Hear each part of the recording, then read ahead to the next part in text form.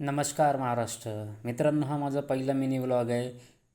चला तुम्हाला घेऊन जातो मी नागपूर दर्शनासाठी. नागपूर दर्शनासाठी आपण जाऊ आणि काय काय बघता येते तुम्हाला सांगतो आहे मी आपल्या मिनी व्लॉगवरून. तर आता मी आपली गाडी घेऊन निघालो. गाडी म्हणजे आपली bike MT. Telangana to Nagpur म्हणून निघालो आहे आता मी.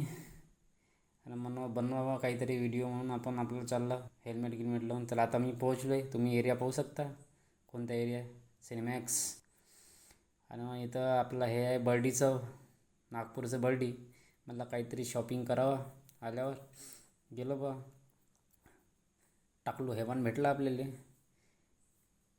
हे जुनं मंदिर होतं ते नवीन झालं.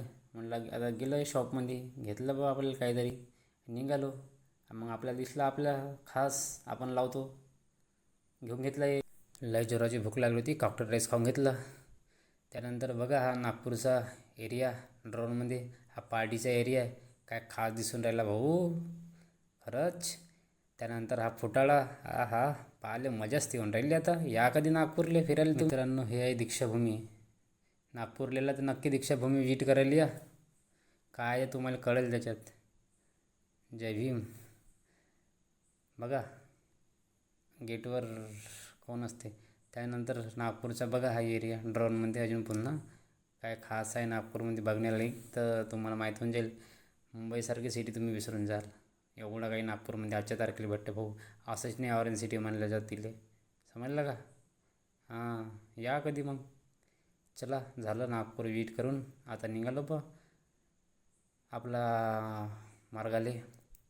नागपूर टू तेलंगणा 250 किलोमीटर आहे भाऊ.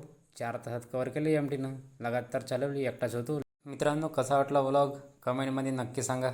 लाईक करा, शेअर करा आणि सबस्क्राईब करा. चला नमस्कार.